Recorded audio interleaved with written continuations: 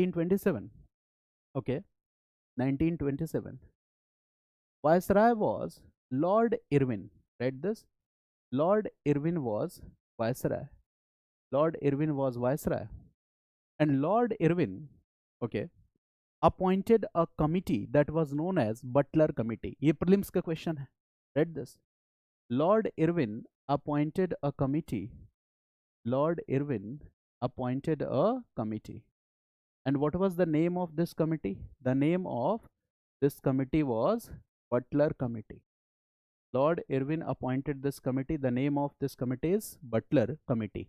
Year is 1927. Mark kar lena, this information is important for prelims. Year is 1927. Butler Committee. The chairman of this committee was Sir Harcourt Butler. The chairman of this committee was Sir Harcourt Butler. Harcourt Butler was the chairman, and two members of this committee were Sidney Peel and William Holdsworth. Two members of this committee were Sidney Peel plus next name is William Holdsworth. William Holdsworth. William Holdsworth. Okay, these are the two members of this committee, Sidney Peel and William Holdsworth. Right? That is Butler Committee. Who appointed? Lord Irwin appointed. Okay. Who was the chairman? Harcourt Butler was the chairman. How many members were there? 3 members were there. Okay, including this chairman. याद रखना है सारे facts को. Harcourt Butler, Sidney Peel and William Holdsworth. Now, किसी भी committee का कोई purpose होता है. So what is the purpose of this committee? Write this point. What is the purpose of this committee? Purpose क्या है? Purpose of this committee, right? The purpose was to clarify the relations between. The purpose was to clarify the relations between. To clarify the relations between British power in India and the rulers of princely states. Between the British power in India, between the British power in India and the rulers of princely states. That was the purpose. To clarify the relations between the British power, or you can also write the paramount power, that is British power. To clarify the relations between British power and okay princely states. इनके बीच relations कैसा होना चाहिए? मेरी बात समझ गया ना? इसी बात की रिकमेंडेशन देनी थी किसको? Butler commission. To examine the relations between princely states and the British government. Princely states और ब्रिटिश गवर्नमेंट के बीच में अभी रिलेशन कैसा है और कैसा होना चाहिए? Okay, what which kind of relations should be there between these two? So recommendations. Now the second point is what are the recommendations? Now recommendations. Recommendations क्या है? What are the recommendations? Now write some points. Right, recommendation number 1. Okay, the British government should improve its relations with Indian states. The British Indian government should improve its relations with princely states. It should improve its relations with princely states. Princely states के साथ relations improve करने चाहिए. Second point, British paramountcy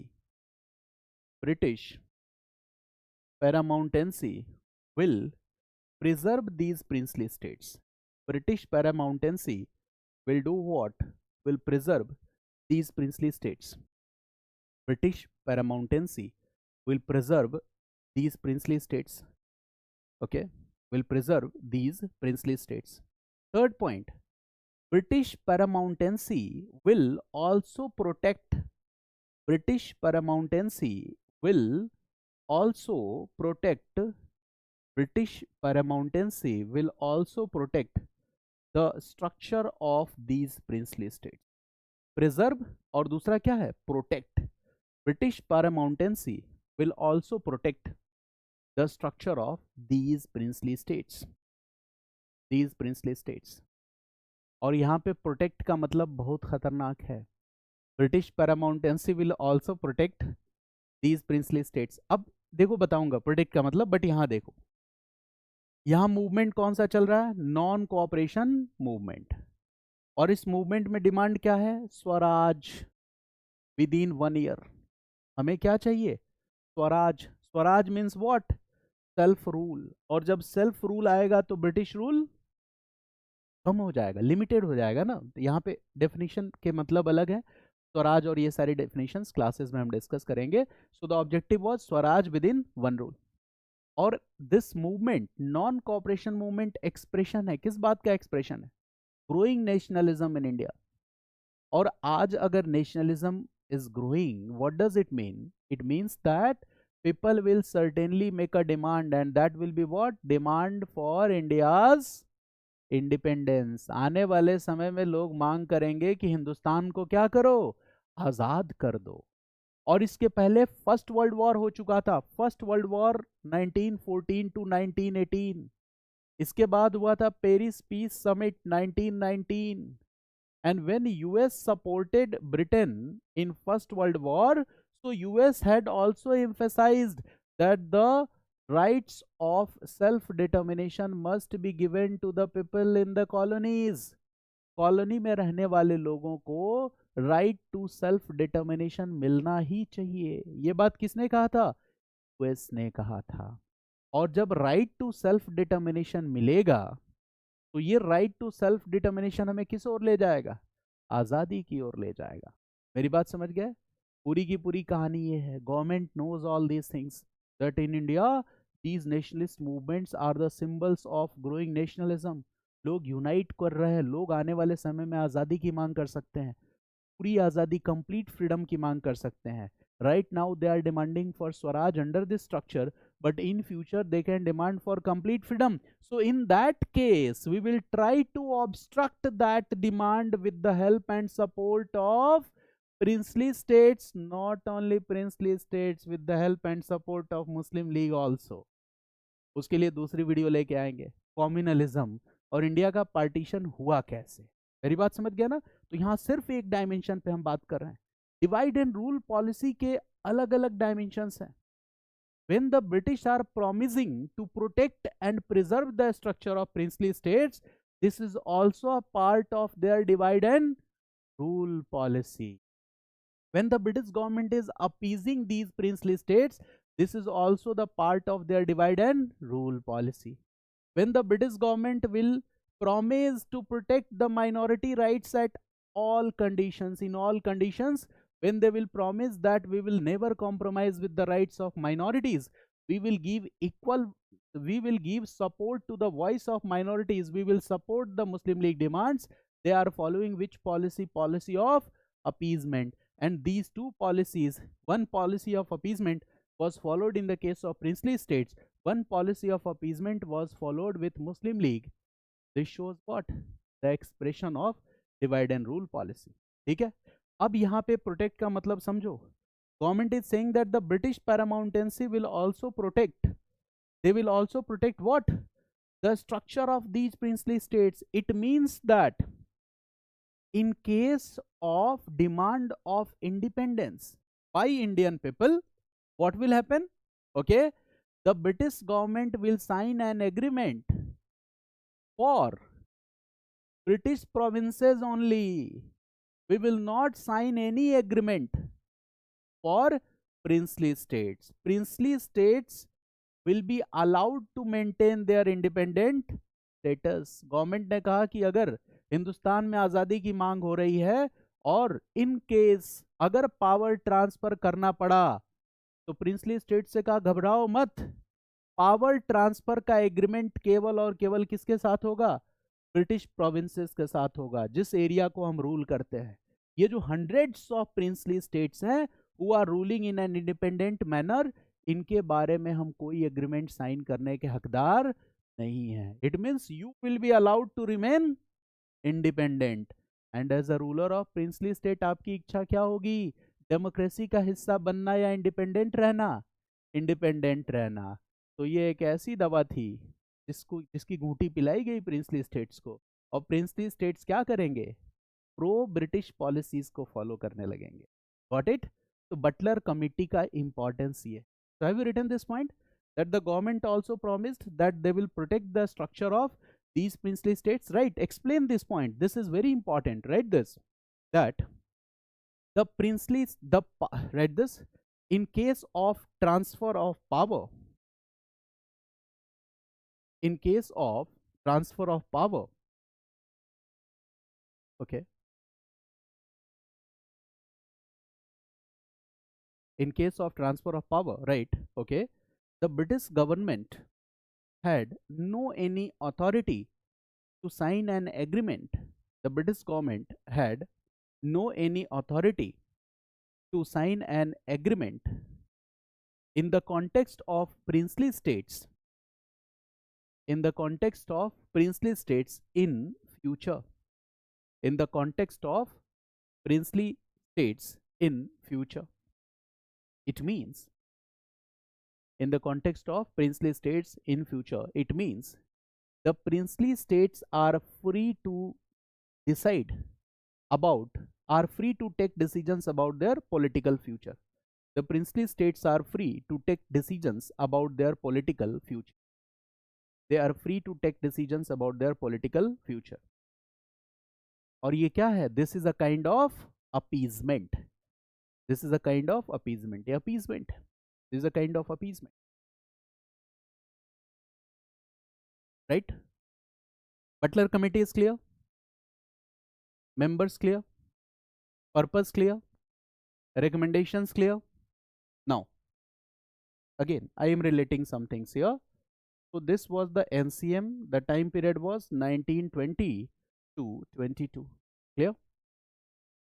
And there is another movement. The name of that movement is CDM, Civil Disobedience Movement. And the time period is 1930 to 32-34. This is the CDM. One is NCM 2022 and the second is CDM. इसके बीच में हमने क्या देखा? एक important event, that is what? Butler Committee.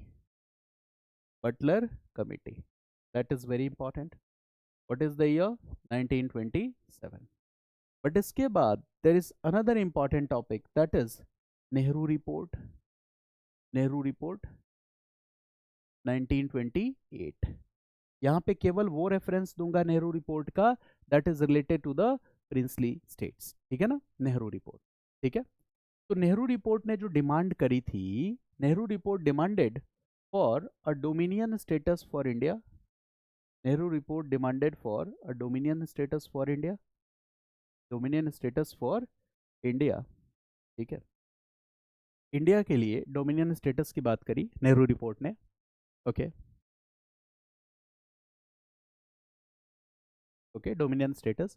Nehru report ने कहा कि there will be a centre and the provinces will be part of this federal unit, एक फेडरल स्ट्रक्चर जैसी चीज होगी, सेंटर होगा, एंड हियर द प्रोविंसेस और the British provinces, British Indian provinces will be its unit. तो उन्होंने कहा इस स्ट्रक्चर में क्या होगा, एक सेंटर होगा और क्या होंगे, British Indian provinces. Nehru report ने क्या कहा, प्रिंसली स्टेट्स के बारे में कुछ कहा ही नहीं, ठीक है। It means this was not a very clear provision. What we see here, that it is talking about you can say that structure in which there will be British Indian provinces, but okay, center will be powerful here, center will be powerful here, and the residuary powers will be with the center. Residuary powers किसके पास होंगे, centre के पास होंगे, कोई separate electorate system जैसी चीज नहीं होगी, ठीक है। There will be joint electorate system, joint electorate system होगा, बट इसमें प्रिंसली स्टेट से जुड़ा हुआ क्या मामला है, regarding princely states Nehru report was mute और साइलेंट। प्रिंसली स्टेट के बारे में कुछ बोला ही नहीं। क्यों नहीं बोला, ध्यान से समझो इस बात को। अगर नेहरू रिपोर्ट ने क्लियरली ये बात कह दी होती कि princely states will be the part of this union, तो क्या होता, प्रिंसली स्टेट भड़क जाते, नाराज हो जाते और अंग्रेजों के साथ जाके खड़े हो जाते। पहले ही खड़े थे वो, मेरी बात समझ गया ना। जैसे ही क्लियर उनको एक मैसेज मिल जाता कि भाई इंडिया में तो लग रहा है प्रिंसली स्टेट्स को जबरदस्ती शामिल कर लिया जाएगा। वो तुरंत किसके सपोर्ट में चले जाते? British government. और ब्रिटिश गवर्नमेंट ऑलरेडी एक पॉलिसी फॉलो कर रही थी उनको अपीज करने की, ठीक है। अच्छा, अगर आप क्लियरली कह देते कि नहीं, princely states will not be a part of this union, तो इन फ्यूचर ये प्रॉब्लम हो जाती। हमेशा लोग किस चीज का रेफरेंस देते? नेहरू रिपोर्ट का। जैसे नेहरू रिपोर्ट ने एक बात कही थी, नेहरू रिपोर्ट ने कहा था कि provinces will B carve out on the basis of languages. तो नेहरू रिपोर्ट ने बात कर दी थी लिंग्विस्टिक प्रोविंसेस 1928 में। And after independence 1956 Andhra Pradesh linguistic state, उसका वैलिड बेस क्या था? लोगों के डिमांड का आधार क्या था? लोगों ने कहा कि 1928 में आपने प्रॉमिस किया था, तो जो वादा किया वो निभाना पड़ेगा। तो नेहरू रिपोर्ट में मोतीलाल नेहरू और उनकी कमेटी के मेंबर्स ने क्या किया? प्रिंसली स्टेट्स के मुद्दे पे कुछ बोला ही नहीं, they remained silent. Okay, Nehru report was mute on the issue of princely states. कभी भी प्रीलिम्स में क्वेश्चन आए कि प्रिंसली स्टेट्स के बारे में नेहरू रिपोर्ट में ये लिखा गया, वो लिखा गया, तो याद रखना कुछ नहीं बताया गया। Nehru report was mute. और प्रीलिम्स में क्वेश्चन आ सकता है in the statement, so you can write here an important note, write this: Nehru report was mute or silent. Nehru report was mute or silent on the question of princely states in India. Nehru report was completely mute or silent on the question of princely states in India. Nehru report was completely mute or silent on the question of princely states in India. Okay. अच्छा, जब आप चुप रह जाते हो, कोई कुछ पूछ रहा है, आप जवाब नहीं दे रहे हो, मुस्कुरा के चले जा रहे हो, 3-4 बार ये काम किया, सामने वाला कंफ्यूज हो जाएगा। जैसे बुद्ध ने लोगों को कंफ्यूज किया था, ठीक है। गॉड के बारे में पूछो, गॉड रहता कहाँ है? Buddha will smile only, he never answered this question, ठीक है। तो पीपल वर कंफ्यूज्ड। अब कंफ्यूज कौन होगा? Princely states. Nehru report was silent on this. और नेहरू रिपोर्ट क्या था? It was like you can say that future draft for the future political system of India. इसलिए नेहरू रिपोर्ट का इंपॉर्टेंस है। Nehru report was like a draft for the future constitution of India. It was like a draft for the future constitution of India. It was like a draft for the future constitution.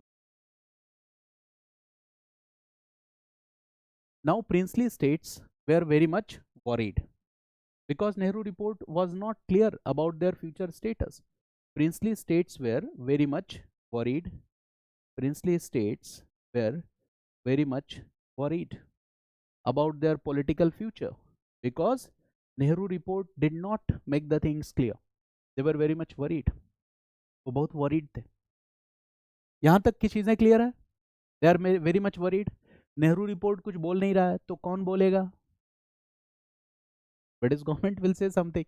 Okay, now अब देखो, national movement के कुछ technical चीजें हैं, वो मैं skip करूंगा यहाँ, ठीक है। उसको अलग वीडियो में करेंगे, अदरवाइज ये वीडियो बहुत लंबा हो जाएगा। तो देखो, दूसरा मूवमेंट क्या है? Civil disobedience movement. What is the time period of this movement? 1930 to 32-34। देखो क्या है, during the course of this civil disobedience movement, ठीक है, सिविल डिसोबीडियंस मूवमेंट के दौरान क्या होता है कि एक साइमन कमीशन बना था। एक थोड़ा सा हिंट दे दे रहा हूं आपको, okay, that will be helpful. That Simon commission was formed in the year 1927 और साइमन कमीशन को ड्राफ्ट करना था क्या? Future constitution. Okay, and in Simon commission all the members were British. सारे मेंबर्स के क्या थे? अंग्रेज थे। इससे इंडियन लीडर्स का ईगो हर्ट हो गया, आईएनसी का ईगो हर्ट हो गया। कहा यार, इंडियंस को इस लायक भी नहीं समझते तुम कि साइमन कमीशन में एक भी मेंबर इंडियन नहीं रखा। Then INC did what? Started anti Simon agitation. Okay, anti Simon agitation, Simon boycott movement start हुआ। फिर क्या हुआ? आईएनसी ने एक अपना ड्राफ्ट तैयार किया, ठीक है, क्योंकि लगता था ब्रिटिश को कि इंडियंस इस लायक नहीं है कि अपना फ्यूचर कॉन्स्टिट्यूशन से बना सके। तो नेहरू कमेटी रिपोर्ट क्या है? This is a model, a draft model that Indians are capable of making the future constitution for themselves. Draft of the future constitution. तो नेहरू रिपोर्ट बना। Nehru report will be accepted or rejected by the British. It will be rejected by the British. ठीक है। इसमें मोहम्मद अली जिन्ना उन्होंने कहा मैं क्यों पीछे रहूं, मुस्लिम लीग क्यों पीछे रहेगी, ठीक है, मोहम्मद अली जिन्ना ने कहा मैं भी बहुत टैलेंटेड हूँ. Then what will happen, Muslim League and Jinnah will also come with his own model that is known as Jinnah's 14 point formula. Jinnah भी लेके आ गया अपना 14 पॉइंट फॉर्मूला. ये भी रिजेक्ट हो गया, नेहरू रिपोर्ट भी रिजेक्ट हो गया. And finally this Simon commission submitted its report in 1930. Simon commission ने अपना रिपोर्ट सबमिट किया 1930 में. And discussions on this report will be held in London. Simon commission की रिपोर्ट पे डिस्कशन कहाँ होने वाला था, लंदन में. And British government said that in this discussion all Indian political parties and their representatives are invited. You all are invited. आप सबको बुलाया जा रहा है. And here the British government and all Indian political parties and their representatives will be treated as equal. सब एकदम equal footing पे बात करेंगे. ठीक है, कोई बॉस नहीं, कोई सीनियर नहीं, कोई जूनियर नहीं. The all the discussions will be done on an equal footing. ठीक है, इसीलिए इस कॉन्फ्रेंस का नाम क्या है, round table conference. All stakeholders will be treated as equal. तो round table conference was held in London. और कितने कॉन्फ्रेंस हुए, 3 conferences were held between 1930 to 1932. Total कितने कॉन्फ्रेंस हुए, 3 हुए. RTC 1, RTC 2 and RTC 3. 3 conferences where held. ठीक है. INC, which was the most important political party in India, did not participate in RTC 1. INC also did, INC participated in RTC 2, but INC did not participate in RTC 3. Congress participate नहीं करी. Why it did not participate in first and third? देखो, movement and negotiations cannot go hand in hand. In India at this time, which movement was launched? Civil disobedience movement was. तो movement और बातचीत दोनों एक साथ नहीं चल सकता. तो गांधी और इरविन के बीच में एक पैक्ट हुआ, that is called Gandhi Irwin pact, on 5 March 1931. ठीक है. और गांधी ने कहा कि INC will participate in round table conference. INC will temporarily suspend its civil disobedience movement and will participate in RTC. क्या हुआ, सेकेंड RTC में इंडियन नेशनल कांग्रेस ने पार्टिसिपेट किया था. ये एक रेफरेंस है, आप समझ जाओ. इस रेफरेंस में यहाँ पे क्या डिस्कस होने वाला है इस कॉन्फ्रेंस में, the future political status of India, future constitution India. यहाँ पे जो सारे डिस्कशंस हुए, the outcome of all these discussions came in the form of government of India act 1935.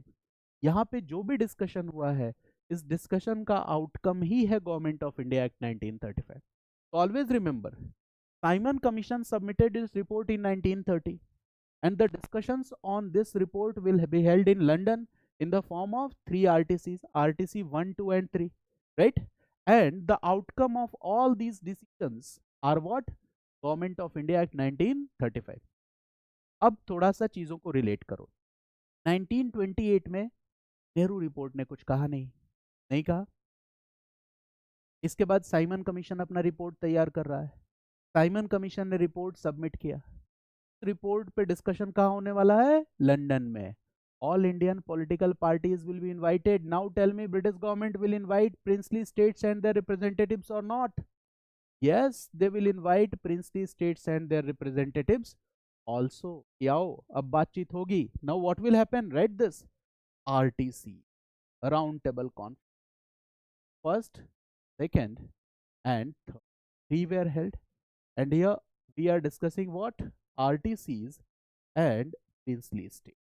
RTCs and princely states. The context is clear now. Now what will happen? Write this. Princely states and their representatives. Princely states and their representatives participated in all the 3 RTCs, round table conference. Princely states and their representatives participated in all the 3 round table conference. ठीक है, got it? जैसे princely states and their representatives participated in all these, okay, states. For example, princely states में Which state participated? I am writing some names, right? Alwar state ruler, Baroda state ruler, Darbhanga state ruler, Bhopal state ruler, Jammu Kashmir state ruler, Patiala state ruler, etc. All these princely states ruler will participate, right? Alwar, Baroda, Darbhanga, Bhopal, Jammu Kashmir, Patiala, okay? And they will also send their delegates. 74 delegates of these princely states will reach where? Okay, to round table conference. For example, one member KC Niyogi, polity में आप इनके बारे में पढ़ोगे, VT Krishnamachari, VT Krishnamachari, they were the delegates of princely states. Princely states के delegations ने जिनको भेजा था उनमें एक important नाम KC Niyogi का भी है, ठीक है? This is an important name. Now, अब आप बताओ कि if you all are the rulers of princely states, you all have participated in round table conference, there is already British government and their representatives, what will you demand? 1930 से 32 के बीच में क्या demand करोगे? आपकी डिमांड यही होगी कि भाई हमारी इंडिपेंडेंस बनी रहनी चाहिए, our independence must be retained. और आपकी इंडिपेंडेंस के सामने खतरा क्या बन रहा है? Indian national movement. एनसीएम हो चुका है, सीडीएम चल रहा है, आपको लग रहा है यार आज़ादी मिली तो हमारी आज़ादी गई, बस यही प्रॉब्लम है। आपकी इंडिपेंडेंस के सामने खतरा क्या है? Indian national movement. This is the problem. So they will demand that our rights must be preserved and protected. They will again demand, they will try to get assurance from the British government, their rights must be protected and preserved। यही वो demand कर रहा है, that their rights must be protected and preserved। okay, they are trying to get this assurance from the British government that their rights must be protected and preserved। के rights protect होने चाहिए, preserve होने चाहिए। कुछ समझ में आ रहा है आपको? रिलेट कर पा रहे हो कि एक पैरेलल स्ट्रीम क्या है? Indian national movement. एक पैरेलल स्ट्रीम क्या है? Princely states. प्रिंसली स्टेट्स की डिमांड क्या है? उनकी इंडिपेंडेंस बनी रहे। उनकी इंडिपेंडेंस कैसे बनी रहेगी? अगर इंडियाज इंडिपेंडेंस है ना, अगर ये सक्सेसफुल होता है, their rights will come in threat, उनके अधिकार खतरे में पड़ जाएंगे। Now okay, some important points here. Okay, what is the okay after this which act will come? Act of 1935 will come. Act of 1935 will come. Okay. And what is in the Act of 1935? Right. Look here.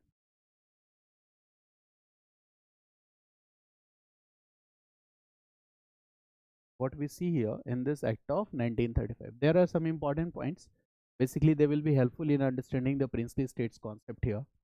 And what has been written here, that Government of India Act 1935 proposed for an all India federation। किस चीज की बात की थी? All India federation की। It proposed for an all India federation, all India federation. And now okay, there will be federal structures. Federal structures का मतलब क्या होगा? एक सेंटर होगा, इसके यूनिट्स होंगे, सेंटर के पास, यूनियन के पास अपना पावर होगा, स्टेट्स और प्रोविंसेस के पास भी राइट्स होंगे।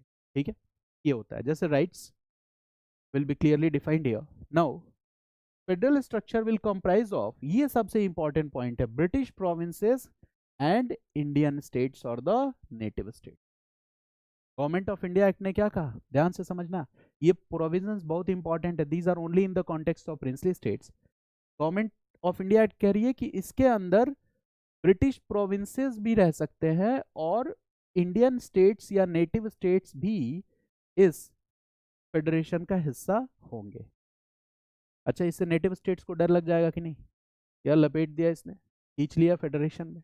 Now what will happen? देखो, federal centre with provincial legislature for Indian states, accession to this federation was, यहां पे क्या है? इसका मतलब एक तरफ गवर्नमेंट क्या कह रही है, इस फेडरेशन में कौन होगा? British province plus Indian states. Congress खुश हो जाएगी, मजा आ गया। दूसरा प्रोविजन क्या है? That their accession to this federation is what? Voluntary. अगर वो चाहे तो ज्वाइन करे और चाहे तो ज्वाइन ना करे।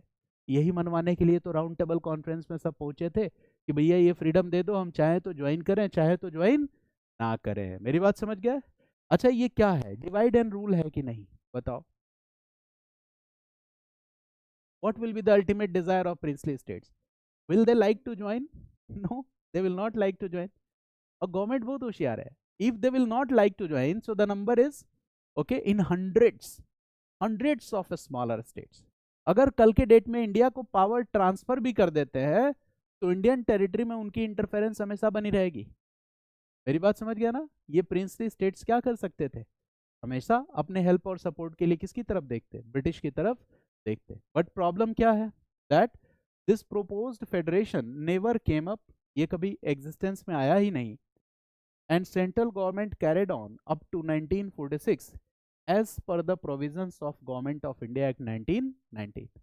इसका मतलब 1919 के प्रोविजंस के अकॉर्डिंग ही 1946